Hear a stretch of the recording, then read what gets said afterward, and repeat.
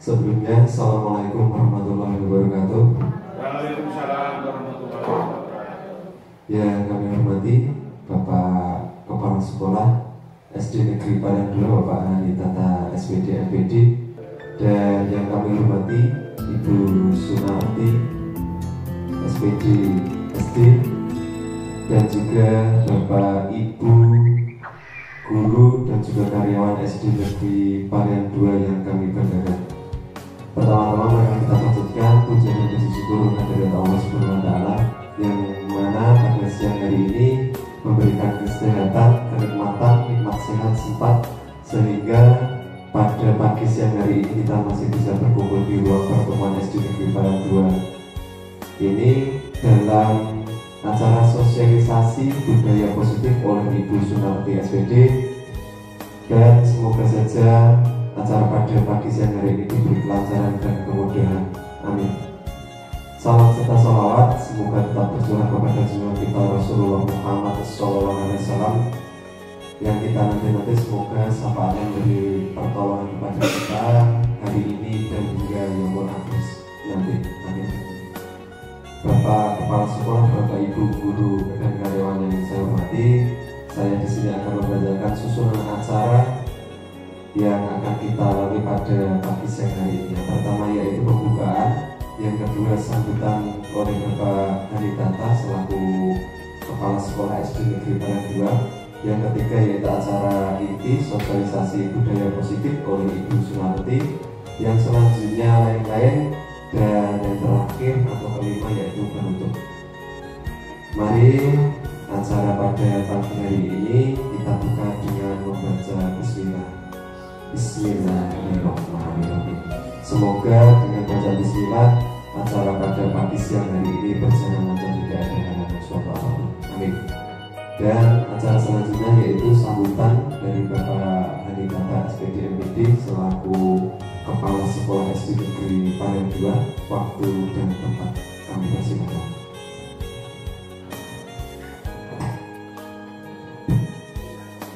Bismillahirrahmanirrahim. Assalamualaikum warahmatullahi wabarakatuh. Waalaikumsalam warahmatullahi wabarakatuh. Alhamdulillahirabbil alamin wa bihi nasta'inu ala umuri dunya wa din. Rabbi shrah li sadri wa yassir li amri wa hlul 'uqdatam min lisani yafqahu qawli. Bapak Ibu dan karyawan SD Negeri Parian 2 yang saya hormati, alhamdulillah pada siang ini kita bisa berkumpul di aula SD Negeri Parian 2 untuk mengikuti kegiatan dari teman kita Bu Sunarti SPD SD untuk melakukan sosialisasi budaya positif calon guru penggerak angkatan 10 yang sudah memasuki bulan ketiga. Mudah-mudahan 3 bulan lagi betul-betul nanti Bu Sunarti lulus menjadi guru penggerak yang nanti akan menjadi aset bagi sekolah kita, bagi pembinaan Kapanewon Parian, karena selama ini yang asli dari Kapanewon Parian baru ada 2, yaitu Bu Tati Wahyuni dan Bu Eni. Bu Eni sudah menjadi kepala sekolah di SD di wilayah Parian. Kemudian di angkatan ke-10 banyak yang mengikuti seleksi. Alhamdulillah Bu Sunarti dari SD Parian 2 ini bisa lolos menjadi salah satu penggerak yang harus menempuh kegiatannya selama 6 bulan. Sudah separuh perjalanan. Bulan-bulan ke depan juga masih akan ada kegiatan seperti ini bersama dengan guru pendampingnya atau pengajar prakteknya, yaitu Bu Sumiati. Dan mari kita dukung kegiatan yang dilakukan oleh Bu Sumarti. Semoga predikat yang sangat baik.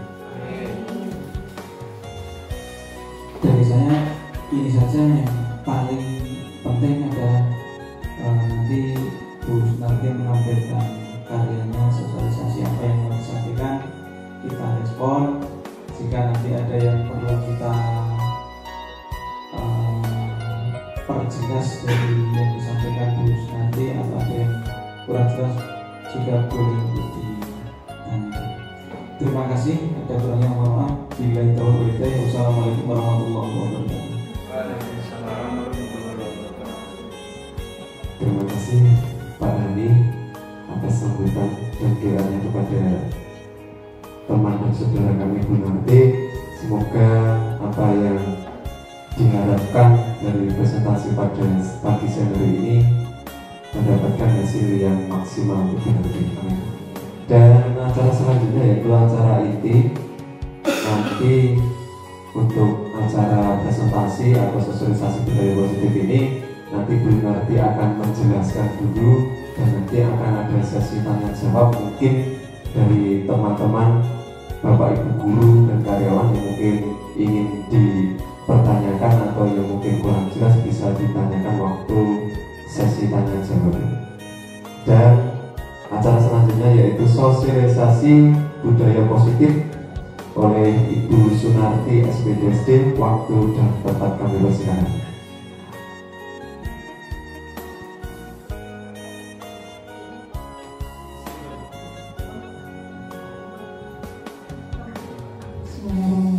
Terima kasih pada Bapak Ibu Guru.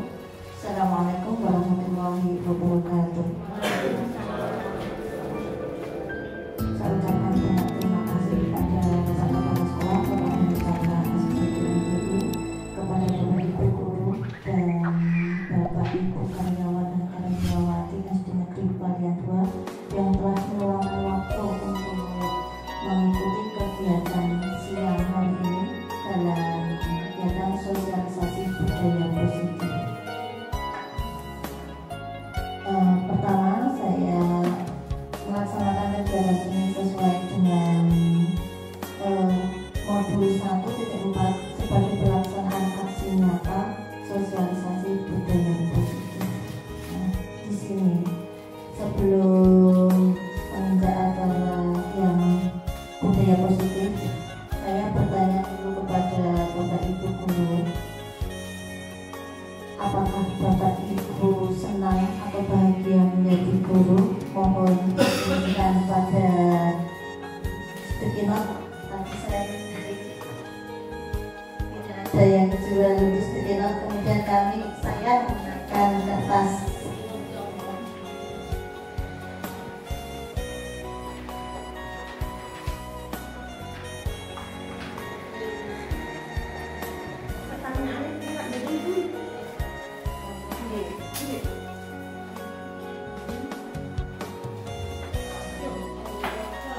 Tuliskan alasan Bapak Ibu Guru menjadi guru.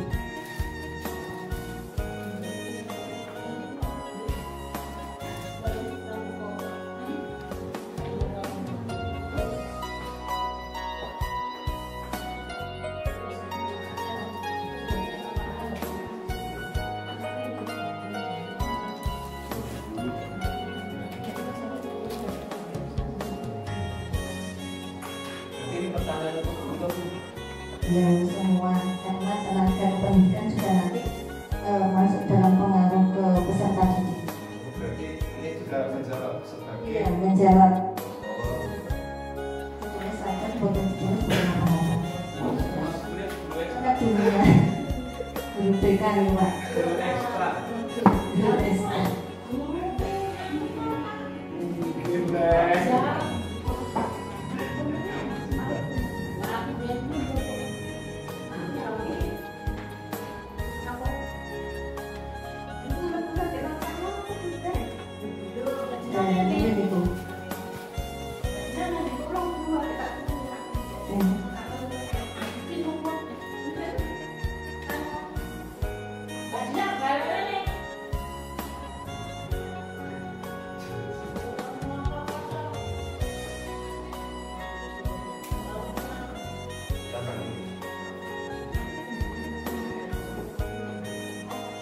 serta alasan atau alasan Bapak Ibu guru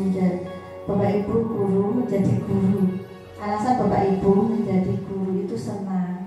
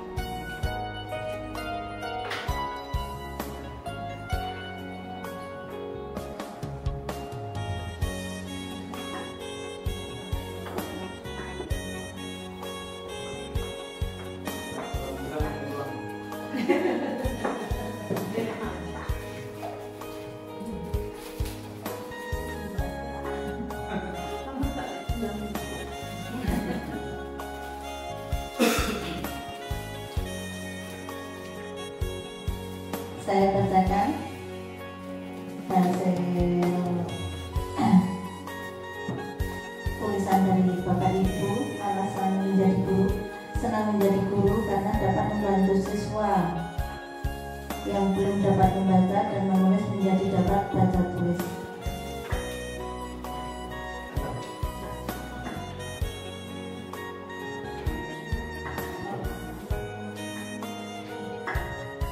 Apakah Bapak Ibu guru senang atau bahagia?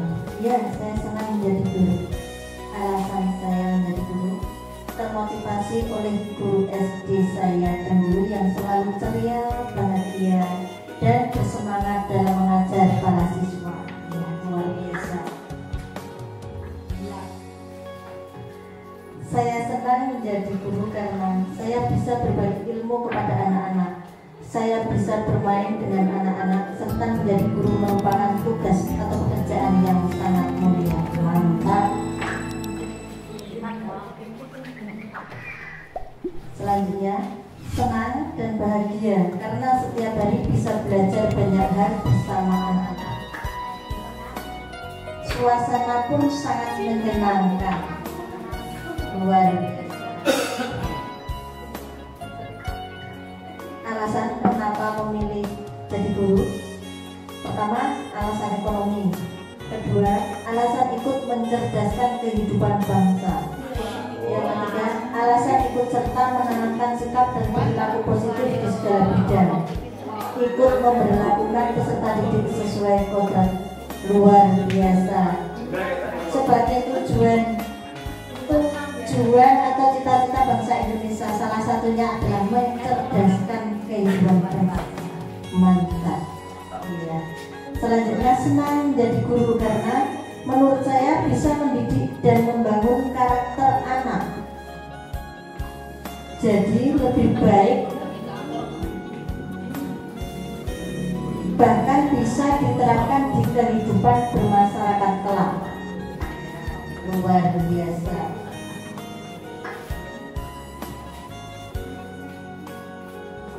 senang menjadi guru karena menjadi guru bisa berbagi ilmu dengan anak-anak. Mantap. Selanjutnya, Bapak Ibu senang menjadi guru, senang.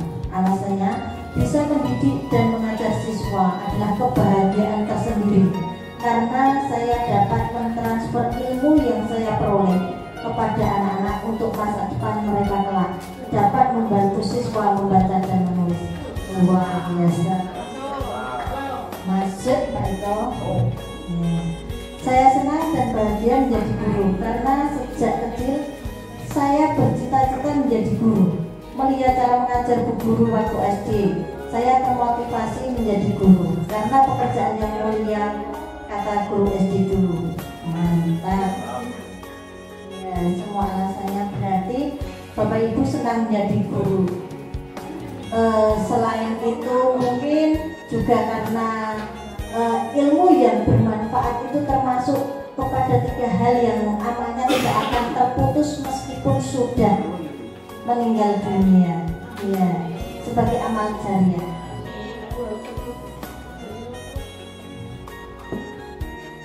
Nah, selanjutnya dalam sosialisasi ini budaya positif, perubahan paradigma belajar. Pendidikan adalah menuntun segala kodrat yang ada pada anak-anak agar mereka dapat mencapai keselamatan dan kebahagiaan yang setinggi-tingginya, baik sebagai manusia maupun sebagai anggota masyarakat. Pendidik ibarat petani. Pendidikan meliputi bidang akademik, non-akademik, dan budi pekerti. Jadi, pendidikan itu tidak hanya di bidang akademik tok, tetapi pendidikan meliputi akademik, non-akademik, dan budi pekerti. Pendidikan itu menuntun, bukan menuntut. Pembelajaran berpusat pada murid. Kita ambil contoh perbandingannya dengan hidup tumbuh-tumbuhan seorang petani. Dalam hakikatnya sama kewajibannya dengan seorang pendidik yang menanam padi misalnya, hanya dapat menuntun tumbuhnya padi. Ia dapat memperbaiki kondisi tanah, memelihara tanaman padi, memberi pupuk dan air, membasmi ulat-ulat atau jamur-jamur yang mengganggu hidup tanaman padi, dan lain sebagainya. Itu pendapat Ki Hajar Dewantoro, dasar-dasar di bukunya Dasar-dasar Pendidikan Keluarga.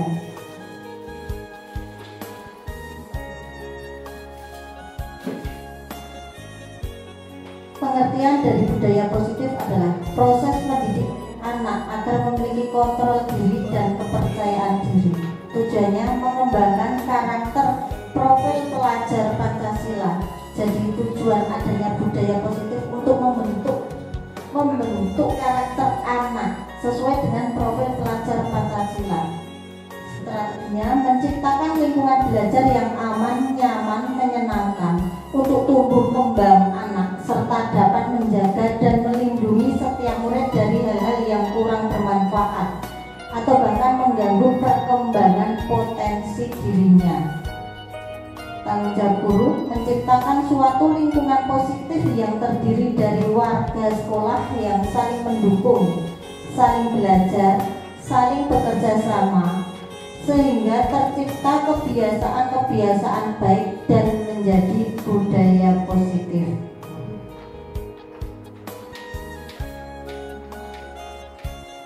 Disiplin positif dan nilai-nilai kebajikan universal terdiri dari 3, yaitu teori kontrol, mengubah paradigma stimulus respon menjadi stimulus kontrol. Yang ketiga, memahami makna disiplin dan nilai-nilai kebajikan universal. Teori kontrol, bagaimana seseorang bisa berubah dari paradigma stimulus respon kepada pendekatan teori kontrol. Menurut Stephen R. Covey, Principle Centered Leadership mengatakan bahwa bila kita ingin membuat kemajuan perlahan, sedikit-sedikit ubahlah sikap atau perilaku Anda. Namun, bila kita ingin memperbaiki cara-cara utama kita, maka kita perlu mengubah kerangka acuan kita. Ubahlah bagaimana Anda melihat dunia, bagaimana Anda berpikir tentang manusia. Ubahlah paradigma Anda, skema pemahaman dan penjelasan aspek-aspek tertentu tentang realitas. Nah, di sini mengubah paradigma stimulus respon menjadi teori kontrol. Stimulus respon di sini realitas kebutuhan kita sama itu berdasarkan stimulus respon. Tetapi pendapat tadi tentang teori kontrol, realitas kebutuhan kita itu berbeda. Benar tidak Bapak Ibu? Bahwa kebutuhan kita itu berbeda-beda. Iya. Selanjutnya, semua orang melihat hal yang sama. Apakah setiap orang melihat hal yang sama? Tidak. Setiap orang memiliki gambaran yang berbeda. Kita mencoba mengubah orang agar berpandangan sesuai dengan kita. Menurut teori kontrol, kita berusaha memahami pandangan orang lain tentang dunia. Nah, jadi kita itu tidak bisa mengubah orang lain sesuai dengan keinginan kita, karena seseorang itu mempunyai pemikiran dan pendapat yang berbeda. Nah, selanjutnya, perilaku buruk dilihat sebagai suatu kesalahan. Itu menurut stimulus respon. Tetapi pendapat teori kontrol, semua perilaku memiliki tujuan. Misalnya seseorang berbuat kesalahan itu karena mempunyai tujuan tertentu, mempunyai alasan tertentu. Suatu tindakan itu tentu ada alasannya. Misalnya ada murid yang tidak mengerjakan tugas rumah atau PR, mungkin dia karena mempunyai alasan tertentu. Seperti kemarin saya membuat segitiga restitusi bersama Selo yang tidak mengerjakan tugas rumah. Alasannya karena setelah pulang sekolah sampai rumah jam 1, kemudian jam 2 sudah kembali ke sekolah untuk latihan drum band. Sampai rumah sudah capek dan tidur, tidak sempat. Memang benar, itu masuk akal, alasan saya itu masuk akal. Jadi seseorang itu berbuat kesalahan itu karena alasan tertentu, dan kesalahan tersebut sebagai pembelajaran. Selanjutnya, orang lain bisa mengontrol saya. Hanya Anda yang bisa mengontrol diri Anda. Jadi orang lain itu tidak bisa mengontrol Anda. Misalnya, dengan kudu ngene, boleh sadar. Kowe kudu garap iki, kudu nganu rampung tugasmu iki, padahal kondisi kesel, kondisi penuh. Iya, karena alasan tertentu kita yang dapat mengontrol diri sendiri, ya dirinya sendiri itu, bukan orang lain. Kalau orang lain itu sebagai motivasi ekstrinsik, memberikan motivasi. Tetapi seseorang dapat berubah itu karena motivasi intrinsik dari diri sendiri. Saya bisa mengontrol orang lain. Anda tidak bisa mengontrol orang lain. Ya, stimulus respon. Pemaksaan ada pada saat rujukan gagal. Perubahan teorinya, teori kontrol, kolaborasi dan konsensus menciptakan pilihan-pilihan baru. Model berpikir menang kalah, model berpikir menang-menang. Ya. Di situ skema disiplin positif, teori kontrol atau teori pilihan. Jadi pertama itu teori stimulus respon, kemudian berkembang menjadi teori kontrol. Jelas sebenarnya seperti Sini, ya.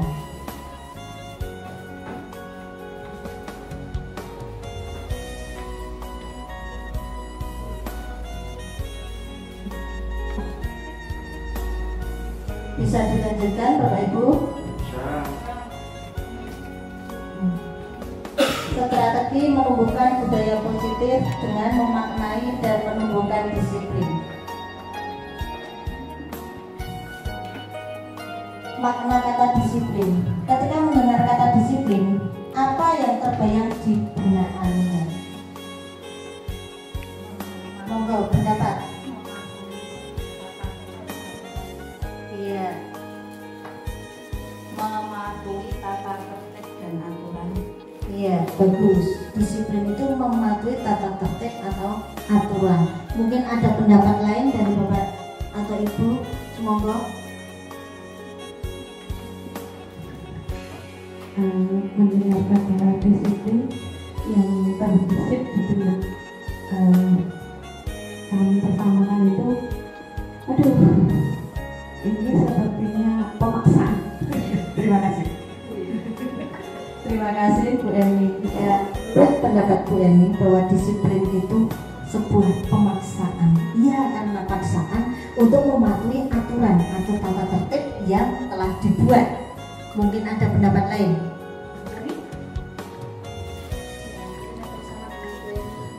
Pemaksaan dan kewajiban keharusan harus.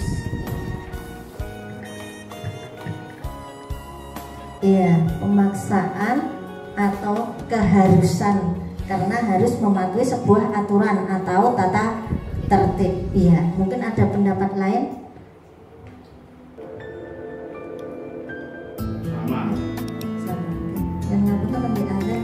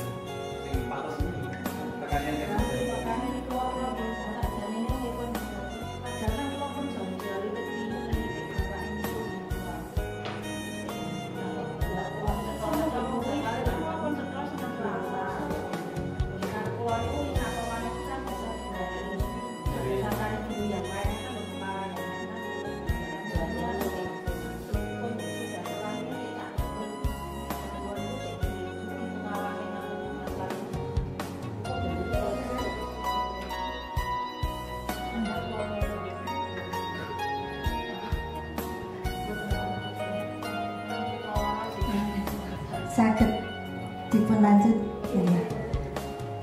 Kata disiplin itu artinya sebenarnya belajar. Disiplin itu belajar. Kemarin saya juga pas elaborasi pemahaman bersama Bapak Aditya Dharma yang dari pusat Kemdikbud, saya juga menjawab seperti apa yang disampaikan Bu Siti bahwa disiplin. Saya tunjuk jari di layar itu, saya menjawab ya, sebuah kepatuhan seseorang terhadap aturan atau tata tertib yang telah disepakati. Itu juga benar, tapi kata yang paling tepat disiplin artinya belajar. Saya juga baca-baca buku lagi, ternyata benar. Disiplin itu belajar. Nah, kebanyakan orang akan menghubungkan kata disiplin dengan tata tertib. Nah, benar seperti tadi gitu. Iya, teratur dan kepatuhan pada peraturan. Iya, seperti pendapat saya, pendapat Bu Bu Emi, pendapat Bu Siti, pendapat Bindari. Kata disiplin juga sering dihubungkan dengan hukuman, padahal itu sungguh berbeda. Karena belajar tentang disiplin positif tidak harus dengan memberi hukuman. Justru itu adalah salah satu alternatif terakhir, dan bila perlu tidak digunakan sama sekali. Bila perlu tidak perlu adanya hukuman atau penghargaan. Dalam budaya kita, maknai kata disiplin dimaknai menjadi sesuatu yang dilakukan seseorang pada orang lain untuk mendapatkan kepatuhan. Kita cenderung menghubungkan kata disiplin dengan ketidaknyamanan. Iya, benar banget Bu Emi. Aduh, hukuman, sanksi. Bapak Pendidikan kita, Ki Hajar Dewantara, menyatakan bahwa di mana ada kemerdekaan, disitulah harus ada disiplin yang kuat. Sungguh pun disiplin itu bersifat self-disiplin, yaitu kita sendiri yang mewajibkan kita dengan sekeras-kerasnya. Tetapi itu sama saja, sebab jikalau kita tidak cakap melakukan self-disiplin, wajiblah penguasa lain mendisiplin diri kita. Dan peraturan demikian itulah harus ada di dalam suasana yang merdeka. Memahami makna disiplin. Disiplin adalah sesuatu yang dilakukan seseorang kepada orang lain untuk mendapatkan kepatuhan. Tujuan disiplin positif agar terbentuk murid-murid yang berkarakter, berdisiplin, santun, jujur, peduli, bertanggung jawab, dan merupakan pembelajar sepanjang hayat. Nah, selanjutnya, nilai-nilai kebajikan universal.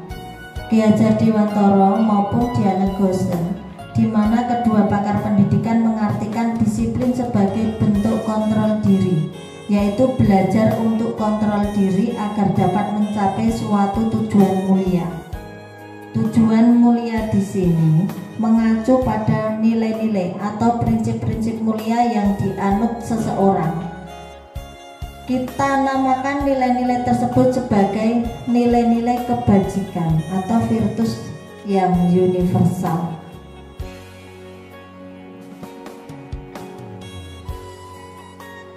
Nilai-nilai kebajikan universal. Nilai-nilai kebajikan universal sendiri berarti nilai-nilai kebajikan yang disepakati bersama, lepas dari suku, bangsa, agama, bahasa, maupun latar belakangnya. Nilai-nilai ini merupakan payung besar dari sikap dan perilaku kita, atau nilai-nilai merupakan fondasi kita berperilaku.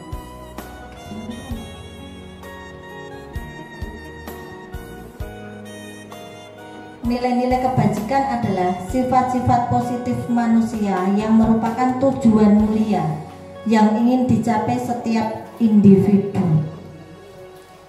Seperti yang telah dikemukakan oleh Dr. William Glasser pada teori kontrol 1984 menyatakan bahwa setiap perbuatan memiliki suatu tujuan. Dan selanjutnya Diana Gosen 1998 mengemukakan bahwa dengan mengaitkan nilai-nilai kebajikan yang diyakini seseorang, maka motivasi intrinsiknya akan terbangun sehingga menggerakkan motivasi dari dalam diri atau disebut motivasi intrinsik.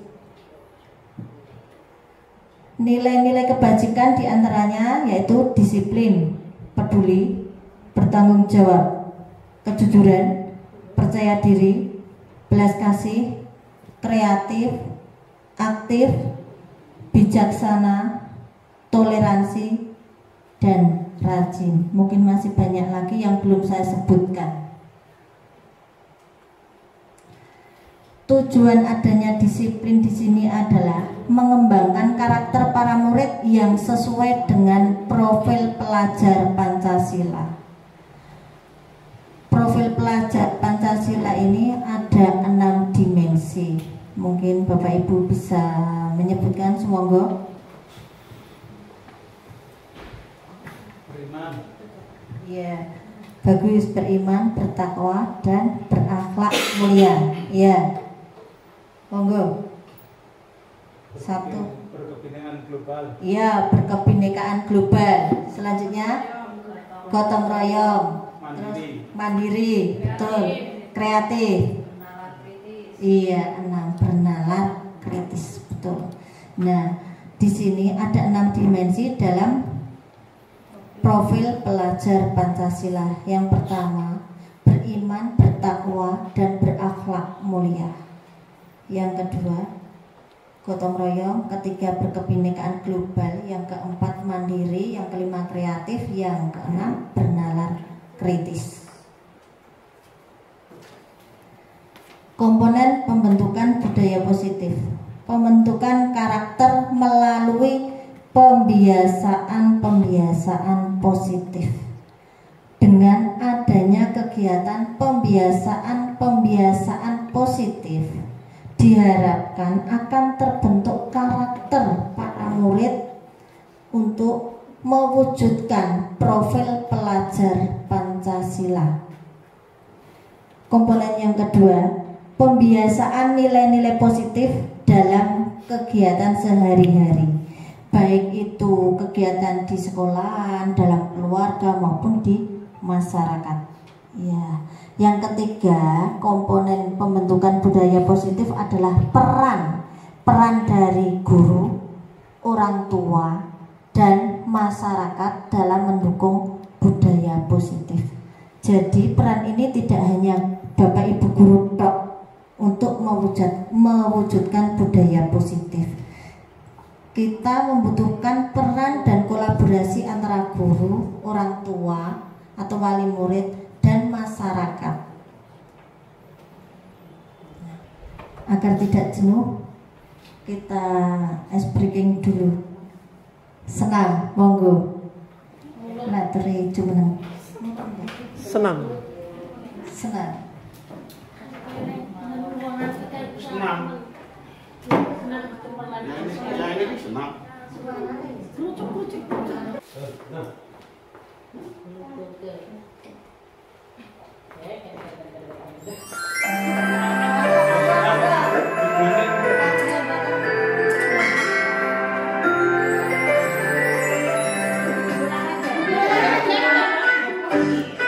Asik.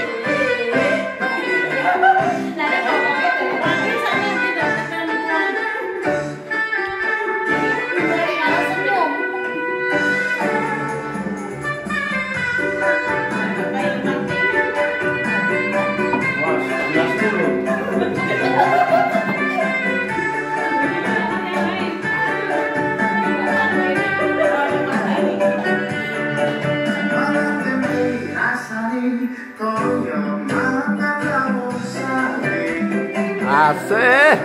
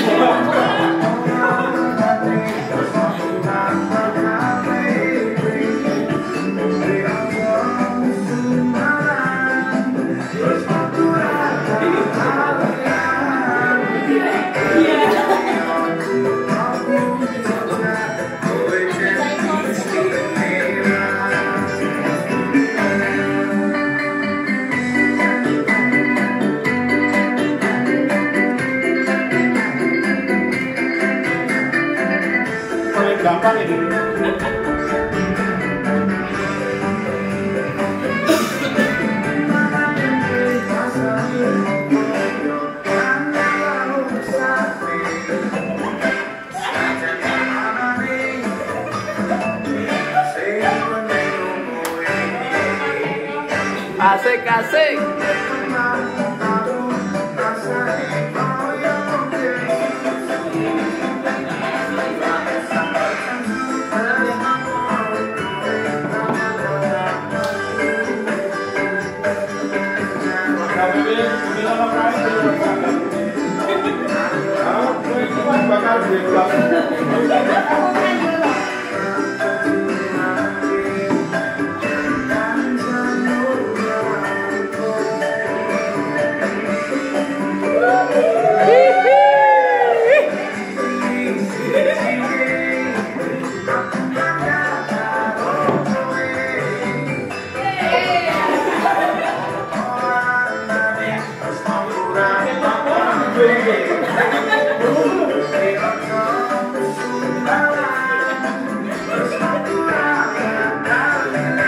Asik, asik.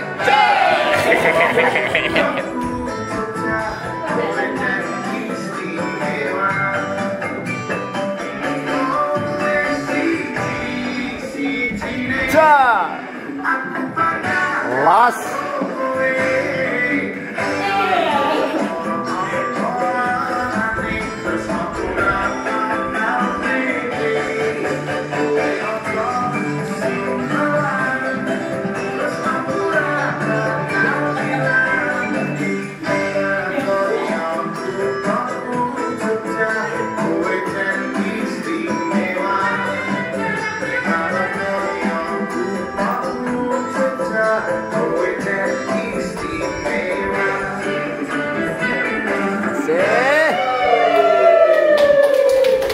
Las.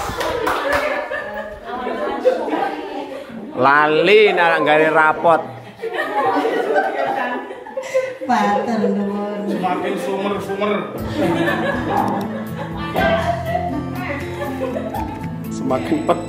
Semakin pet-petan. Nggih. Monggo mboten sandunget kula papikan selanjutnya. Saged dipun lanjut nggih? Nggih. Motivasi perilaku manusia.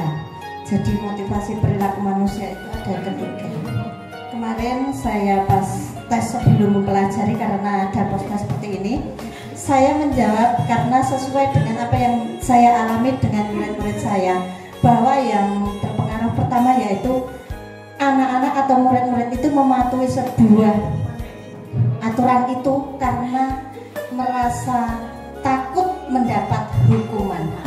Mungkin di kelas-kelas lain juga seperti itu. Bukan karena untuk menunjukkan rasa tanggung jawab, belum. Masih karena rasa takut terhadap hukuman dan merasa ketidaknyamanan apabila tidak mematuhi aturan. Itu termasuk motivasi eksternal. Motivasi perilaku manusia yang kedua adalah untuk mendapatkan imbalan dari orang lain atau institusi. Apa yang akan saya dapatkan apabila saya melakukannya? Misalnya, saya rajin berangkat atau mengerjakan tugas tepat waktu akan mendapat hadiah buku atau itu karena mengharap imbalan. Itu termasuk motivasi eksternal karena berasal dari luar. Yang ketiga adalah untuk menghargai diri sendiri. Saya akan menjadi orang yang seperti apa bila saya melakukannya. Jadi untuk menunjukkan rasa tanggung jawab terhadap aturan atau yang tata tertib yang telah dilakukan itu karena merasa tanggung jawab itu termasuk motivasi intrinsik karena berasal dari diri sendiri, bukan karena pengaruh dari orang lain. Penghargaan sama dengan hukuman. Nanti di sini penghargaan atau hukuman nanti di 5 posisi kontrol kita sebagai guru. Nah, penghargaan sama dengan hukuman.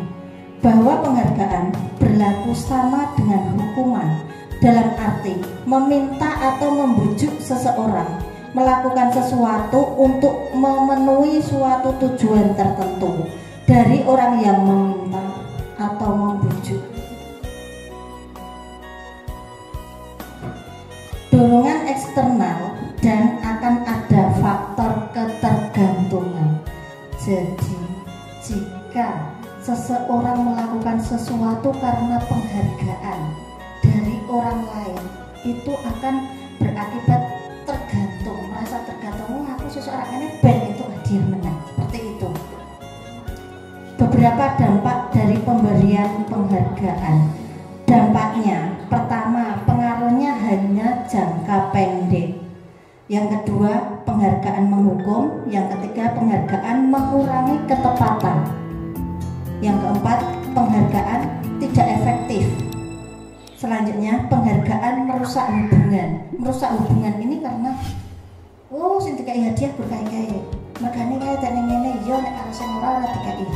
Nah, terjadi seperti itu. Ya, pemikiran murid-murid. Penghargaan menurunkan kualitas. Seseorang akan berusaha keras karena hanya mengharapkan penghargaan atau imbalan atau hadiah. Jadi kalau tidak ada imbalan atau hadiah, mungkin tidak akan berusaha sekuat tenaga atau sekeras-kerasnya, atau tidak bersungguh-sungguh karena tanggung jawab dia untuk melaksanakan tugas. Penghargaan mematikan kreativitas. Selanjutnya, penghargaan mengurangi motivasi intrinsik karena terpengaruh motivasi ekstrinsik karena berasal dari luar. Penghargaan itu dari luar. Nah, di sini tindakan guru mencatat 100 kali di dalam buku kalimat. Saya tidak akan terlambat lagi karena terlambat ke sekolah. Nyuwun tulung Bapak Ibu mungkin mengisi untuk nomor 1 itu termasuk hukuman atau konsekuensi. Saya beri contoh, mencatat 100 kali di dalam buku kalimat. Saya tidak akan terlambat lagi karena terlambat ke sekolah. Nah, nanti ditulis 1, 2, 3, 4, 5, 6, 7, ada 7 nomor.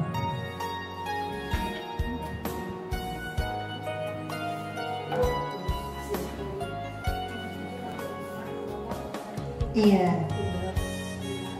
Kalau menulis 100 kali dalam kalimat itu, contohnya apa? Hukuman. Karena apa? Kok bukan konsekuensi? Karena itu tidak ada hubungannya dengan penggunaan kalimat atau dalam pelajaran menulis kalimat. Ketika pelajaran bahasa Indonesia dan menulis kalimat itu termasuk konsekuensi, tetapi karena ini belum memasuki, maksudnya mencatat 100 kali di dalam buku kalimat. Saya tidak akan terlambat lagi menulis. Saya tidak akan terlambat lagi. Saya tidak akan terlambat lagi. Jadi anak-anak terlambat itu mendapat hukuman, berarti itu termasuk hukuman karena menulis kalimat 100 kali. Saya tidak akan terlambat lagi, saya tidak akan terlambat lagi. Contohnya nomor 1 itu hukuman. Terus yang kedua, lari mengelilingi lapangan basket 2 kali karena terlambat hadir di sekolah. Telat karena pelajaran ya.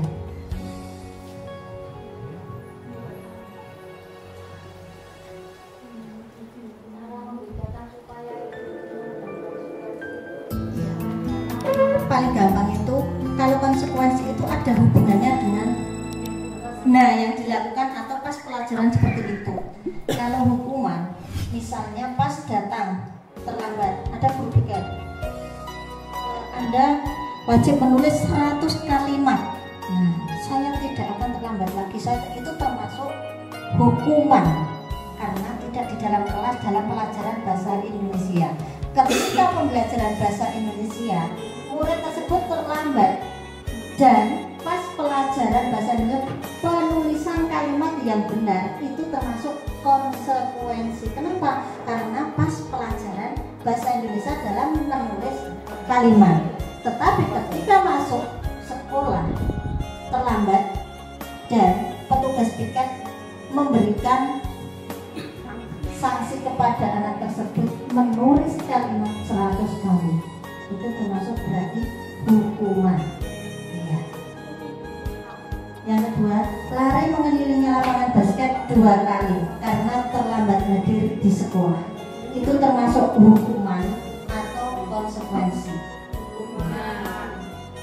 Dengan jelas dipasangkan itu nomor 1 hukuman, nomor 2 karena sebagai bukti.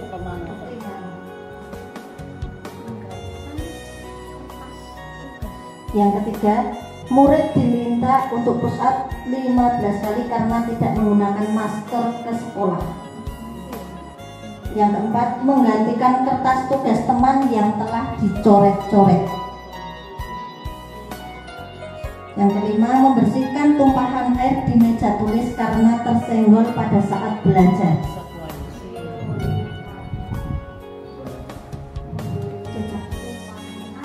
Membersihkan tumpahan air di meja tulis karena tersenggol pada saat belajar.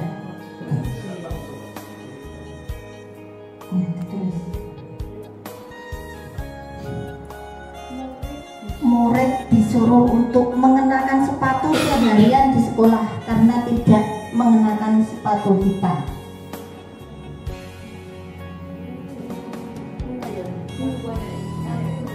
Lari mengelilingi lapangan basket 2 kali karena terlambat 10 menit untuk pelajaran PJOK.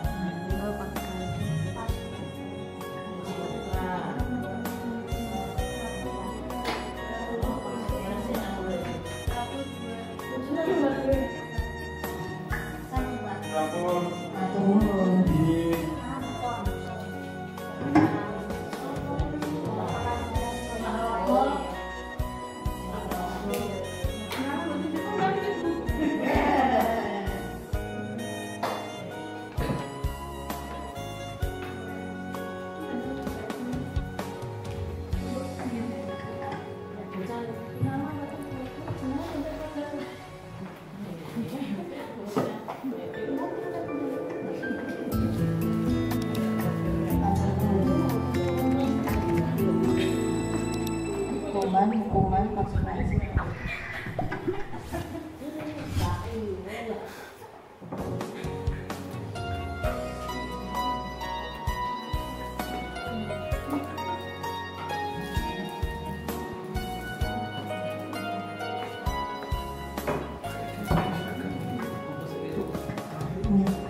Yang pertama, mencatat 100 kali di dalam buku kalimat saya tidak akan terlambat lagi karena terlambat ke sekolah, itu termasuk hukuman atau konsekuensi.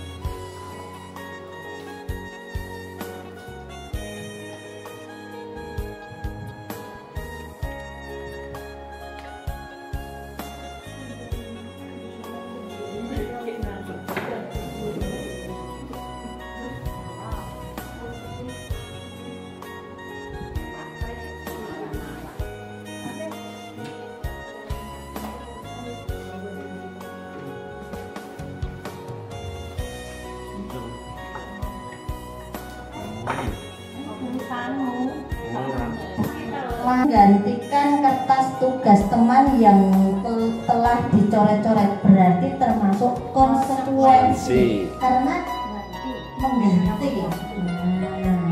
Itu konsekuensi. Membersihkan tumpahan air di meja tulis karena tersenggol pada saat belajar termasuk konsekuensi.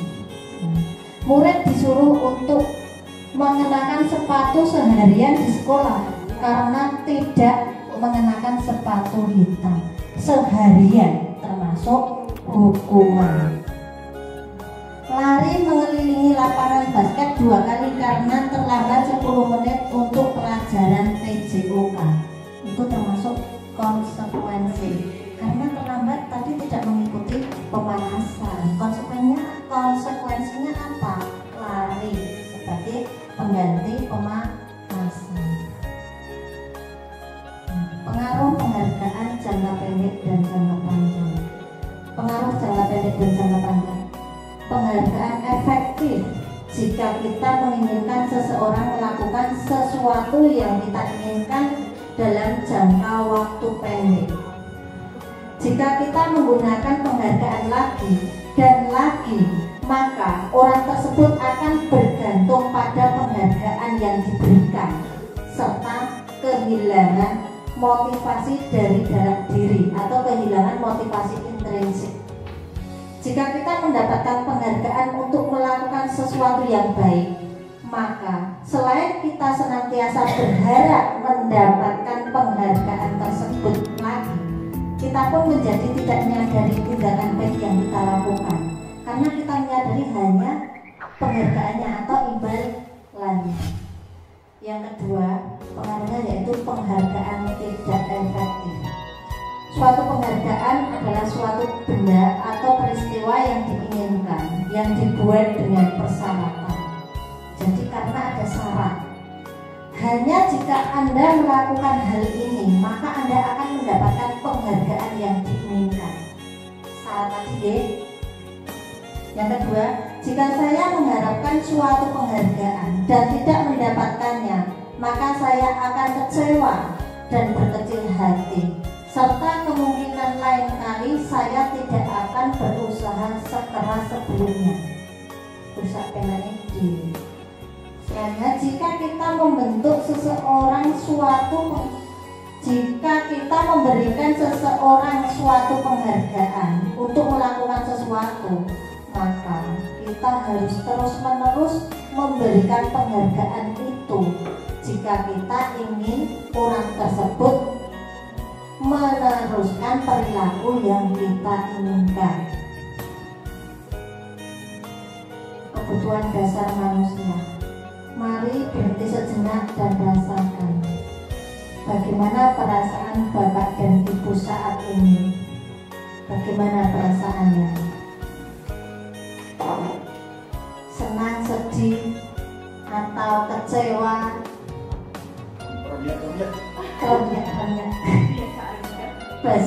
Biasa aja ya, karena perasaan kita itu berbeda seperti tadi pada teori kontrol, bukan stimulus respon, bahwa kita itu berbeda-beda ya.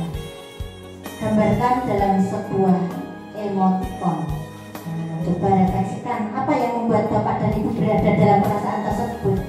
Biasa saja, karena biasa, tidak ada yang berbeda dari hari-hari sebelumnya. Bahagia karena gajian, karena bahagia karena mendapat berita yang menyenangkan.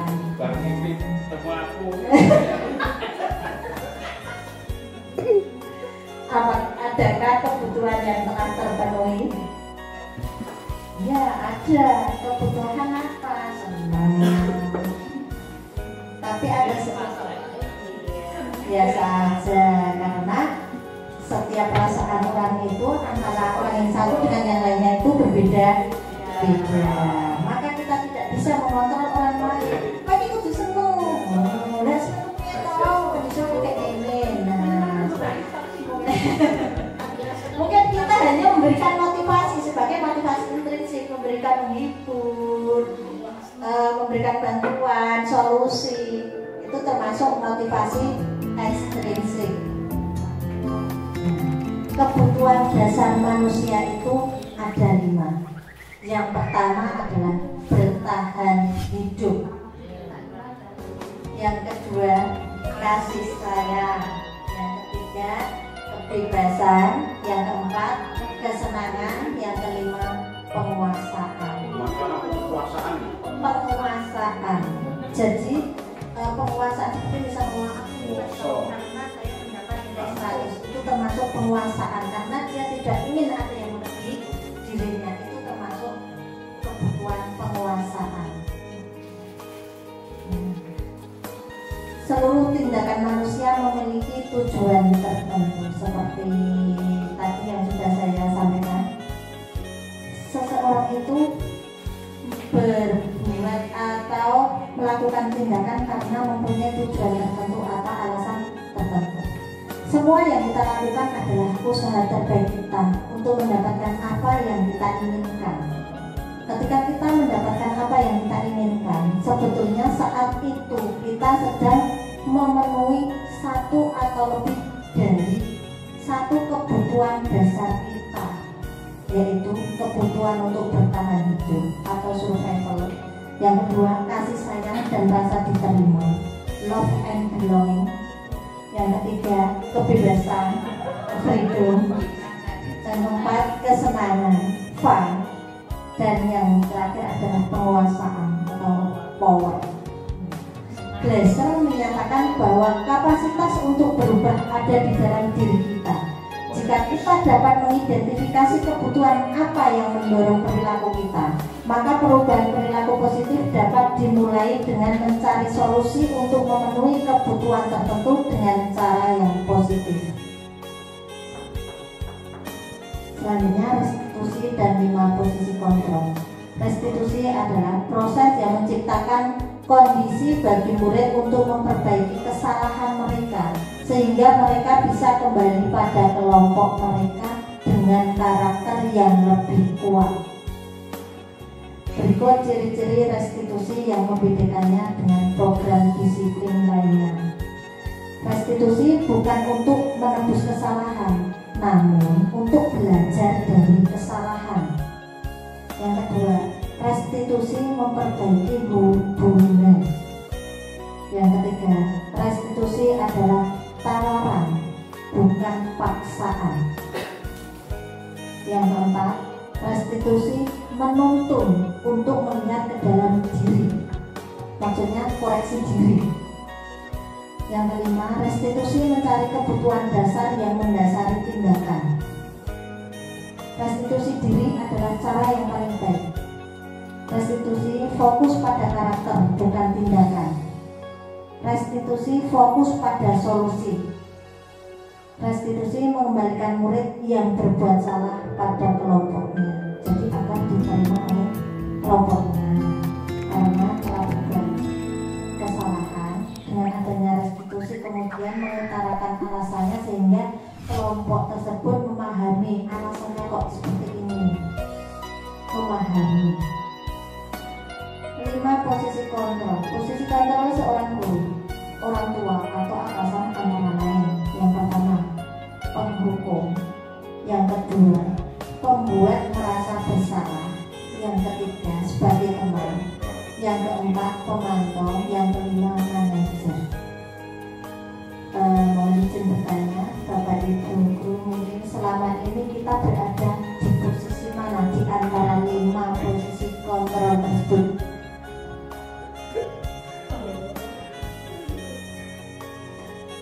Jika ada murid yang berbuat salah, posisi kita sementara berada di mana? Penghukum atau pembuat merasa bersalah, atau sebagai teman, atau pemantau, atau sebagai manajer? Pembuat merasa bersalah itu misalnya saya ceritakan tidak mengerjakan tugas. Kok tidak mengerjakan tugas? Ya Bu. Pembuat merasa bersalah itu adanya biar Selo itu merasa dirinya ya aku ini salah seperti itu. Kalau penghukum beda lagi.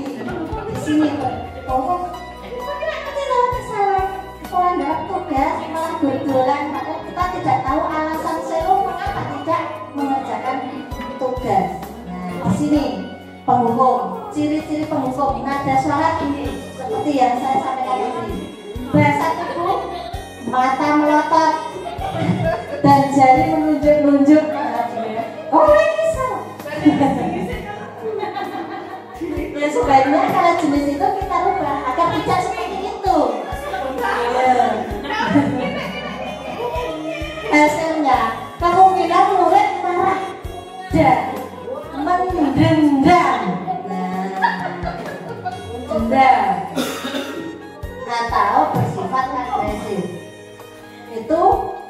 hukum. Nah, di sini pembuat merasa bersalah.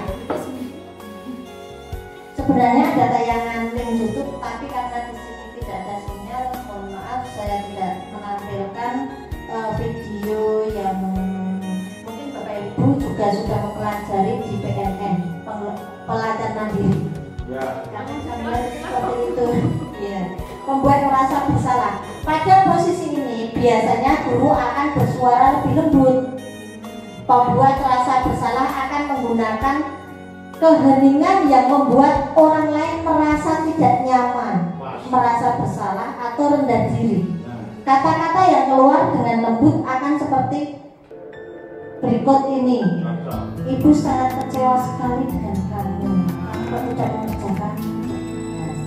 Berapa kali Bapak harus memberitahu kamu ya?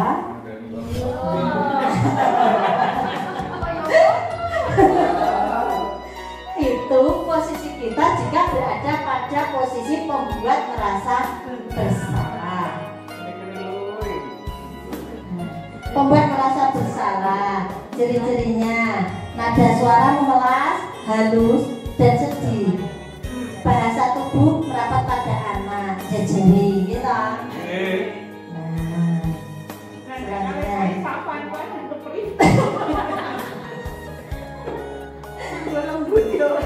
jadi keras ya badan dader. Itulah karena yang dapat mengontrol diri Kaisapa, dirinya sendiri. Kita hanya sebagai memberikan motivasi. Posisi kamu ya sebagai teman. Nada suara ramah, akrab dan bercanda. Ya. Nah, itu selanjutnya pemantau. Memantau berarti mengawasi. Pada saat mengawasi, kita bertanggung jawab atas perilaku orang-orang yang kita awasi. Posisi pemantau berdasarkan pada peraturan-peraturan dan konsekuensi. Dengan menggunakan sanksi atau konsekuensi, kita dapat memisahkan hubungan pribadi kita dengan murid sebagai seseorang yang menjalankan posisi pemantau. Nah, pertanyaan yang diajukan seorang pemantau, pertanyaan, peraturannya apa? Tata tertibnya apa? Apa yang telah kamu lakukan? Kalau kamu tidak mengerjakan tugas itu sesuai dengan kesepakatan kelas, tidak. Itu sebagai posisi pemantau. Yang terakhir adalah posisi manajer. Posisi terakhir manajer adalah posisi di mana guru berbuat sesuatu bersama dengan murid, mempersilahkan murid mempertanggungjawabkan perilakunya, mendukung murid agar dapat menemukan solusi atas permasalahannya sendiri. Misalkan tadi Mas Dewi tidak mengerjakan tugas, terus saya ingin agar permasalahanmu itu mendapatkan solusi, apa yang akan kamu lakukan? Nah, seperti itu. Di sini contohnya apa yang kita yakini. Nah, apakah kamu meyakininya?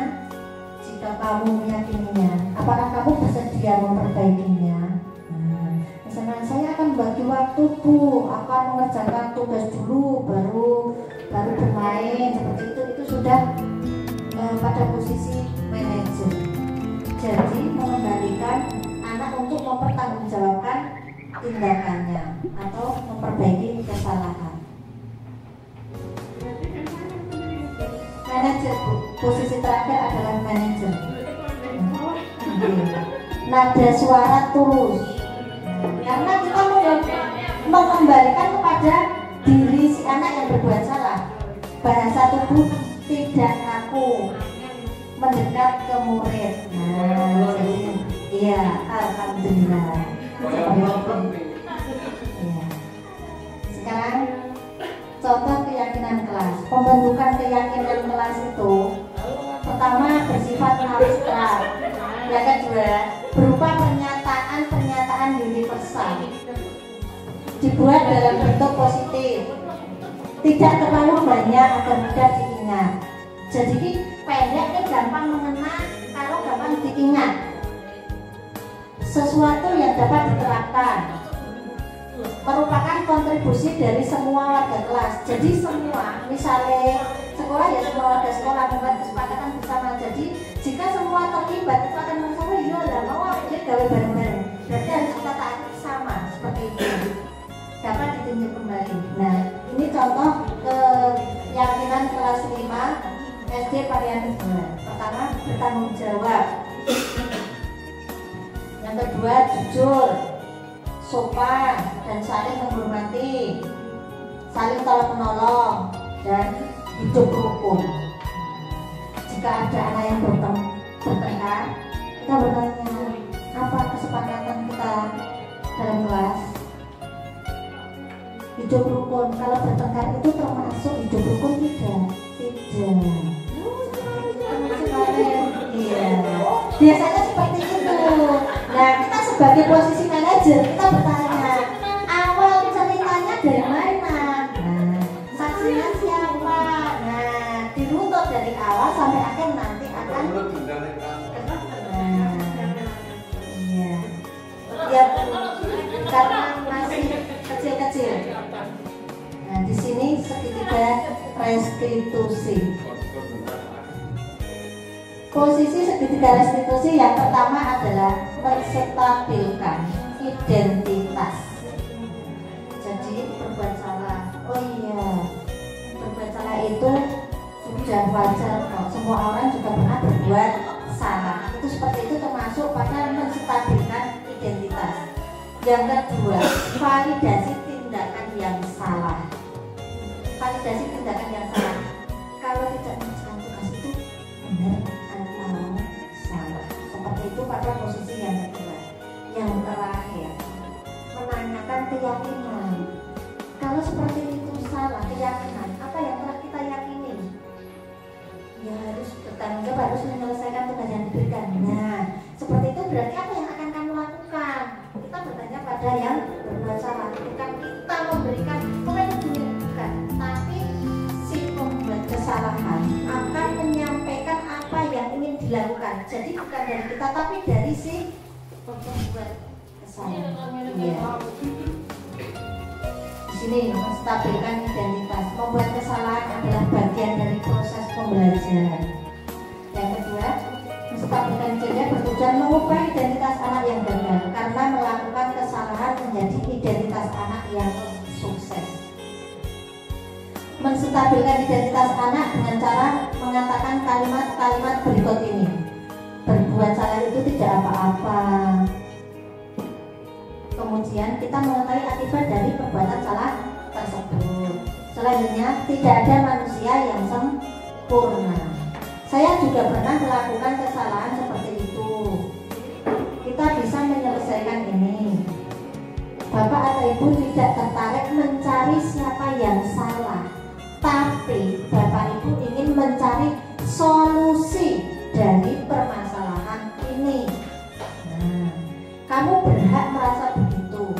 Apakah kamu sedang menjadi teman yang baik buat dirimu sendiri? Selanjutnya, validasi tindakan yang salah. Berdasarkan prinsip setiap perilaku berupaya memenuhi suatu kebutuhan tertentu, pendidik akan bergeser dari pemikiran stimulus respon menjadi proaktif. Yang ketiga, mengenali dan mengakui kebutuhan murid akan memperbaiki hubungan dengan murid. Kebutuhan dasar manusia itu ada 5.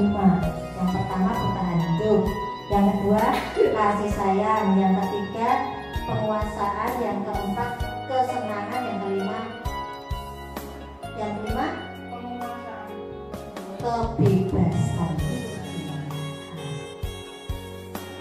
Menanyakan keyakinan.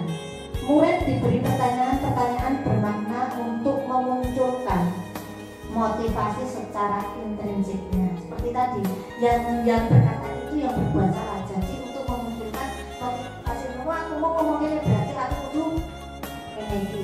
Saya harus mempertanggungjawabkan ucapan saya.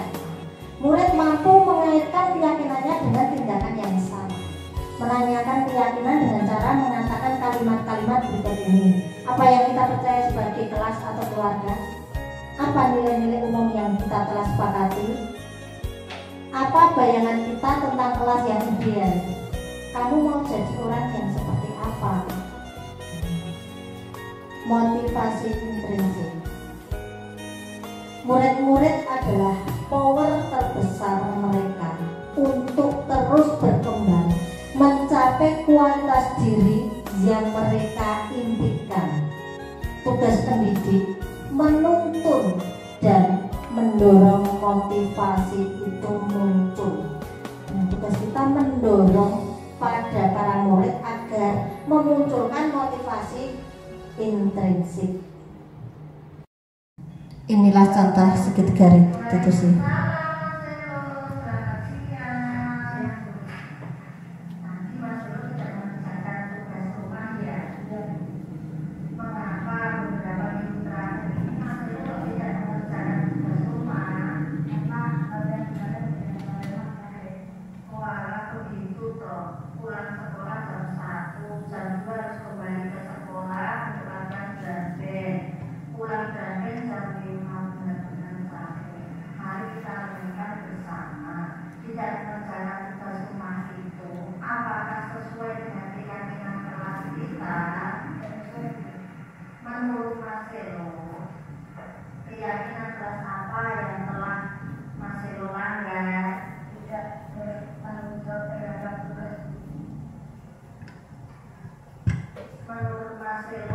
Nah, di sini validasi tindakan yang salah karena tidak mengerjakan tugas.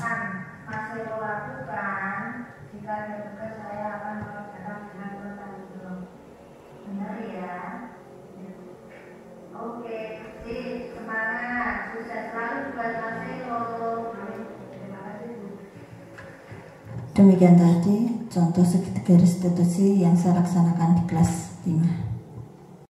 Latihan, gerak, gerak, gerak.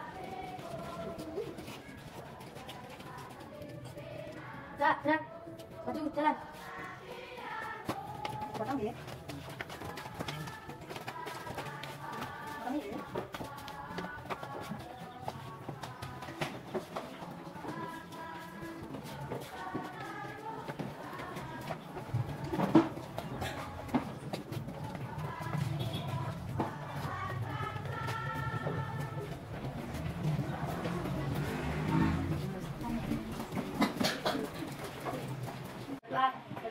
A'udzu billahi minasyaitonir rajim. Bismillahirrahmanirrahim. Raditu billahi rabban wa bil islami dinan wa bil muhammadin nabiyyan wa rasulan. Rabbi zidni ilman warzuqni fahman. Amin ya rabbal alamin. Bismillahirrahmanirrahim. Walhamdulillahi wa salatu wa salam nabi habibina ya Allah ya Rabbana atama suduna ridho kama daluguna dunyana wa urona ya Rahmanu ya Rahim ya Maliku ya Kudus ya Salamu ya Mu'min ya Muhaimin ya Aziz ya Jabbar Mutakabir ya Khaliqu ya Bari ya Musawwir ya Ghaffar ya Qahhar ya Wahhab ya Razzaq ya Fatah ya Alimu ya Mughith ya Basiru ya Hafiz ya Rafi'u ya Mu'in ya Musilu ya Syafii ya Basiru ya Hakam ya Adalu ya Latifu ya Khabiru ya Alim ya Azimu ya Ghafur ya Syakuru ya Ali ya Kabiru ya Hafiz ya Muhitu ya Hasib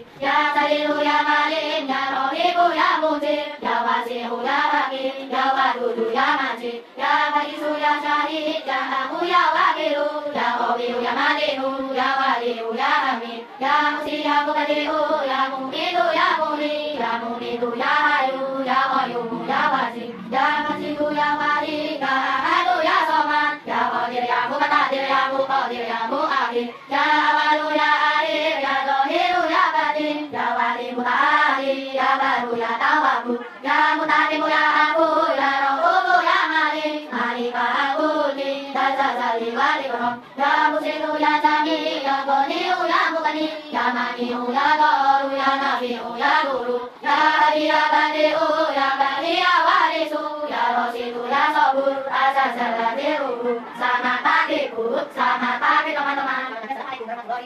Waalaikumsalam warahmatullahi wabarakatuh.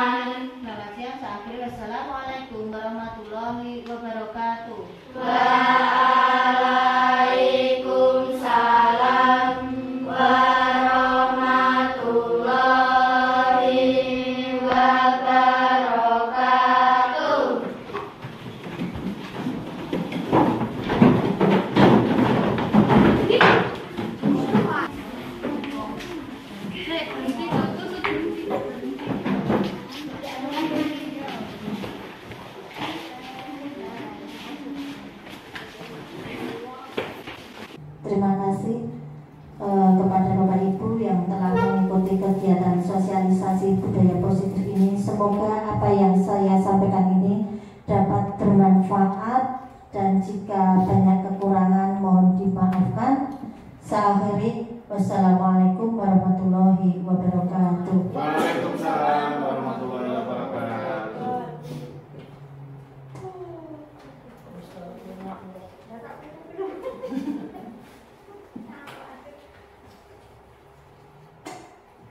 Terima kasih Bu Narti atas paparannya, banyak sekali yang disampaikan, dan itu tadi Bapak Ibu guru dan juga karyawan, Bapak Kepala Sekolah yang telah disampaikan oleh Bu Sunarti berkaitan dengan budaya positif. Banyak sekali materi-materi yang disampaikan oleh Bu Narti tadi yang mungkin bisa untuk wawasan ataupun untuk menambah wawasan Bapak Ibu guru semuanya untuk diterapkan di kelas masing-masing. Amin. Pak, terutama Pak Prehono, terima kasih sudah menanggapi. Dan acara selanjutnya yaitu lain-lain, mungkin ada yang perlu ditanyakan atau ditegaskan kembali. Mumpung pakarnya Bu Sunarti masih ada dan masih bisa bertatap muka di sosialisasi ini, mungkin disampaikan langsung ke Bu Narti. Nanti kalau Bu Narti bisa langsung menjawab, langsung dijawab. Jika nanti belum bisa menjawab, di lain waktu akan disampaikan oleh Bu Sunarti. Monggo Bapak Ibu, di acara lain mungkin ada yang ingin bertanya ataupun memperjelas, waktu dan tempat kami persilakan. Monggo Bapak Ibu. Monggo Bapak Ibu. Bu Maria. Ada yang perlu dipertanyakan? Bu Emi. Bu Dina. Bu Dari. Bu Sujila. Pak Supriyono. Cukup sementara. Oke, terima kasih. Karena belum ada pertanyaan Bu Sunarti, mungkin akan dicoba dulu dipraktekkan di hari-hari biasa di kelas masing-masing. Mungkin jika ada kendala ataupun yang butuh solusi, mungkin Bapak Ibu guru akan langsung berkoordinasi dengan Bu Sunarti langsung. Matur Ibu Narti. Karena acara pada siang hari ini saya kira sudah cukup. Bu Narti, ada tambahan? Tidak nih. Karena sudah cukup, marilah acara pada siang hari ini kita tutup dengan membaca Alhamdulillah bersama-sama. Alhamdulillahirrahmanirrahim. Dari saya cukup sekian. Mungkin banyak salah kata yang tidak berkenan kepada Bapak Kepala Sekolah Bu Sunarti atau Bapak Ibu guru dan karyawan SD Negeri Panen 2. Saya pribadi mohon maaf yang sebesar-besarnya. Saya akhiri. Assalamualaikum warahmatullahi wabarakatuh. Waalaikumsalam.